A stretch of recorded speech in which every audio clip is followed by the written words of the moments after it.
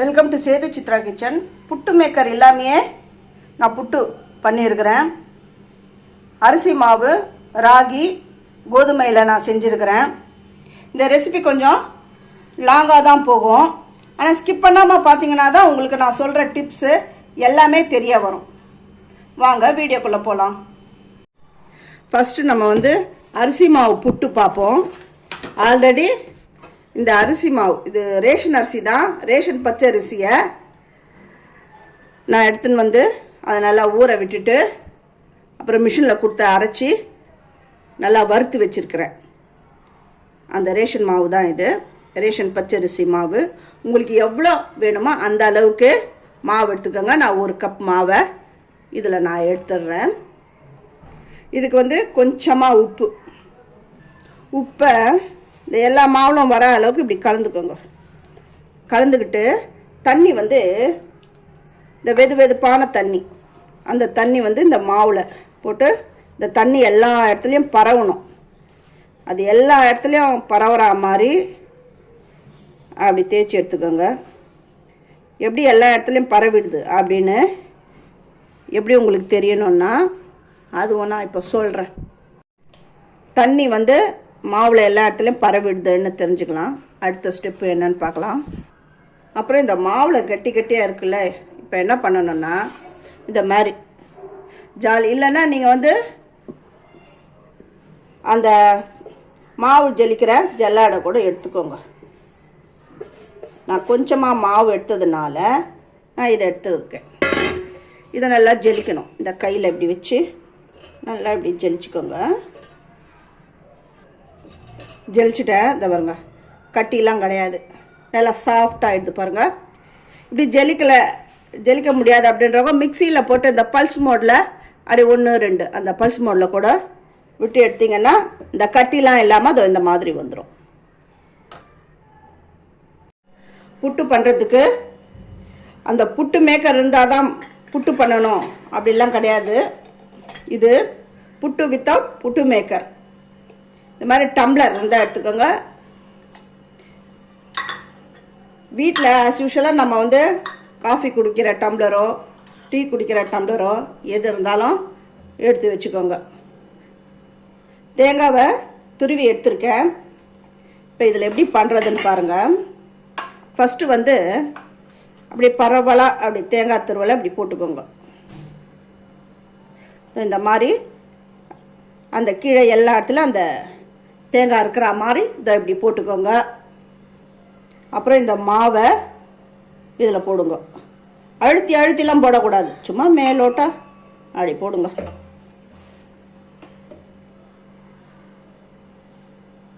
இந்த ஷேப்லேயே அழகாக வந்துடும். வேணும்னா இதுக்கு மேலேயும் தேங்காய் பூ போடலாம். அப்படியே இதுக்கு மேலேயும் லைட்டாக அப்படி தேங்காய் பூ போடலாம். இந்த தேங்காய் பூ போட்டு சாப்பிட்டா ரொம்ப டேஸ்ட்டாக இருக்கும். புட்டுக்கு எவ்வளோக்கு எவ்வளோ நம்ம தேங்காய் பூ போடுறோமோ அவ்வளோக்கு அவ்வளோ நல்லாயிருக்கும்.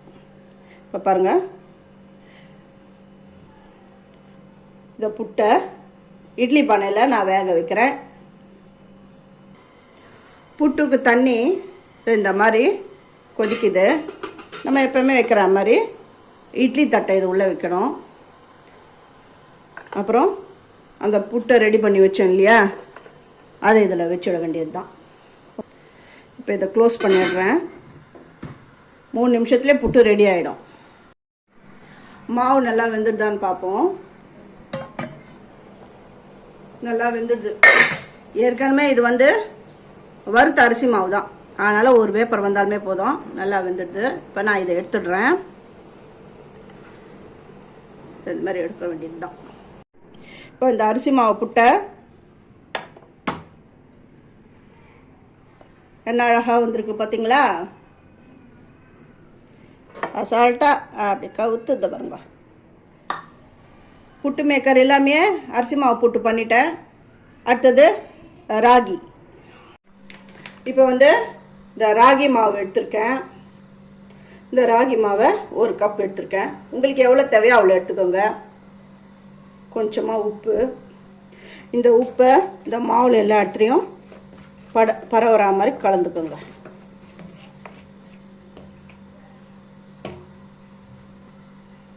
இப்போ இந்த வெதுவெதுப்பான தண்ணியை அது விட்டு இந்த மாவில் எல்லா இடத்துலையும் பரவுற அளவுக்கு கலந்துக்கோங்க. ஆனால் ராகி மாவுக்கு கொஞ்சம் தண்ணி எக்ஸ்ட்ரா விட்டு தான் கலந்துக்கணும். அதுக்காக ரொம்ப விட்டுறக்கூடாது.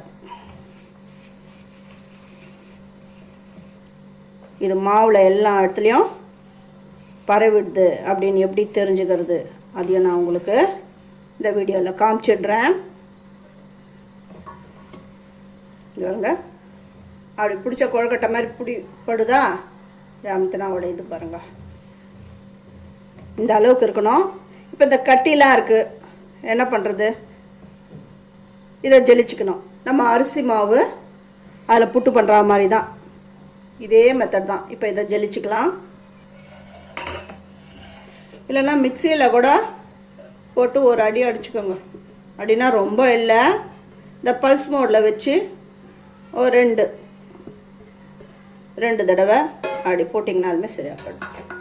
நல்லா இப்படி தொழி விட்டிங்கன்னா அந்த கட்டிகள்லாம் இல்லாமல் அதை இருங்க மாவு அப்படியே விழுது பாருங்கள்.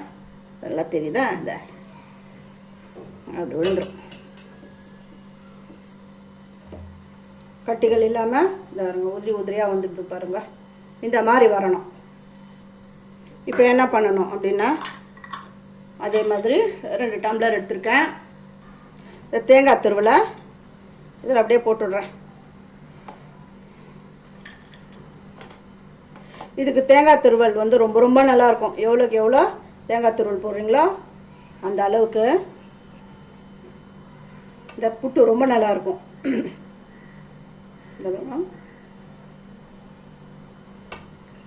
அப்படியே அமுத்தியெல்லாம் போடக்கூடாது. சும்மா மேலாக்க இது அப்படி இந்த மாதிரி போடணும் மாவை. நான் கிட்ட காட்டுறேன். தப்புங்க,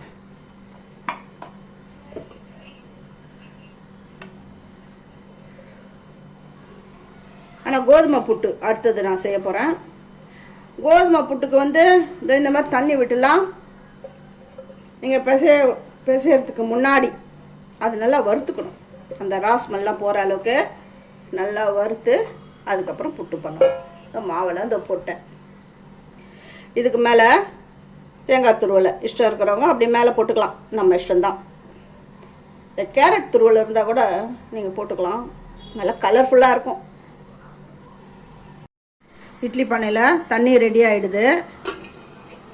இந்த தட்டை வச்சுட்றேன். இப்போது எடுத்து வச்சுருக்கிற அந்த ராகி மாவை நான் இதில் சேர்த்துக்கிறேன். இது நல்லா வேகட்டும். இப்போ இதை பாருங்கள், ராகி புட்டு ரெடி ஆகிடுது. இந்த ராகி புட்டை தனியாக எடுத்து வைக்கிறேன். ராகி புட்டை தனியாக எடுத்து வச்சுட்டேன்.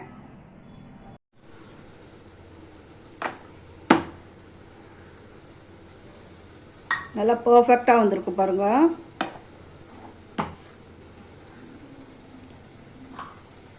இப்போ கோதுமை புட்டு எடுத்துகிட்டு வரேன். ஆட்டா தான் எடுத்துருக்கேன். ஆட்டானா கோதுமை மாவு எடுத்துருக்கேன். அதை 1 கப் வந்து கடாயில் சேர்த்துட்டு இது வறுக்கணும். இந்த வாசனை வர வரையும் முதல்ல வறுக்கணும். மாவு எப்படி வறுப்பட்டுடுது அப்படின்னு தெரிஞ்சுக்கணுன்னா இந்த முந்திரி பருப்பை இப்படி போடுங்க. இது செவந்து வரும்பொழுது நம்ம தெரிஞ்சுக்கலாம் கோதுமை மாவு வறுப்பட்டுடுது அப்படின்னு. நல்லா வறுப்பட்டுடுது. இதை ஸ்டவ்வை போட்டதை முந்திரி பருப்பை எடுத்து காட்டுறேன் பாருங்கள். ஸ்டவ்வை நான் ஆஃப் பண்ணிட்டேன். இருங்க, இதோ இருக்கு பார்த்தீங்களா, போட்டது எண்ணெய் கலரு. இப்போ போட்டது பாருங்கள் நல்லா சூடாக இருக்குது. இப்போ கையை விட்டுடாதீங்க. இதை பாருங்க நல்லா சவந்து போய் கிடக்கு பாருங்க. சூடாக இருக்குது, நல்லா சவந்துச்சு பாருங்கள். இப்போது இதை வந்து ஆற வைக்கணும். வேறு ஒரு பாத்திரத்தில் கொட்டி ஆற வச்சிடலாம். இது நல்லா ஆறட்டும். இப்போ கோதுமை மாவுக்கும் உப்பு சேர்த்துட்டு இந்த உப்பு எல்லா மாவுலையும் கலந்து வர அளவுக்கு கலந்து விட்டுட்டேன். ஆஸ் யூஷுவல் அதே மாதிரி தான் அரிசி புட்டு பண்ணோம், ராகி புட்டு பண்ணோம். அதே மெத்தடில் தான் இதையும் செய்யணும். இப்போ வெதுவெதுப்பான தண்ணி அதை விட்டு அப்படி பிசைஞ்சு எடுக்கிறேன். இந்த கொழுக்கட்டை மாதிரி இதுவும் பிடிச்சா அப்படி வரணும். பாருங்க, கொழுக்கட்டை மாதிரி அப்படி பிடிக்க வருதா, அப்படி விட்டா உதிருதா, இந்த மாதிரி பண்ணிக்கோங்க. அதே மாதிரி ஜெலிச்சுக்கோங்க.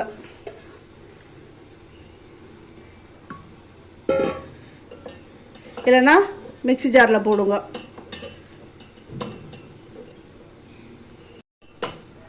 இந்த பாருங்க, நல்லா கட்டி இல்லாமல் உதிரி உதிரியாக வந்துடுது பாருங்க. இதே மெத்தட் தான். தேங்காய் பூ போட்டுட்டு இந்த கோதுமை மாவை இதில் போடணும்.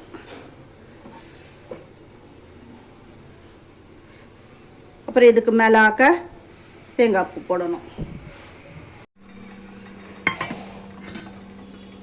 கோதுமை புட்டும் ரெடி ஆகிடுது. இப்போ கோதுமை புட்டும் நான் இதில் ப்ளேஸ் பண்ணிடுறேன். ஃபஸ்ட்டு என்னுடைய வீடியோவை பார்க்குறவங்க சப்ஸ்கிரைப் பண்ணலைன்னா சப்ஸ்கிரைப் பண்ணுங்கள். ஆல் அண்ட் ஆப்ஷன் தொடுங்க. அப்போ தான் நான் போடுற ஒரு வீடியோவுடைய நோட்டிஃபிகேஷனும் உங்களுக்கு காட்டும். உங்களுக்கும் ஹெல்ப்ஃபுல்லாக இருக்கும். உங்களுக்கு பிடிச்சிருந்தால் லைக் பண்ணுங்கள், ஹைப் கொடுங்க. புட்டு மேக்கர் இல்லாமையே நல்லா ஈஸியாக ஹெல்த்தியான புட்டு நான் வீட்டிலையே செஞ்சுட்டேன். இதை நீங்கள் செஞ்சு பார்த்துட்டு எனக்கு கமெண்ட் பண்ணுங்கள். தேங்க்யூ.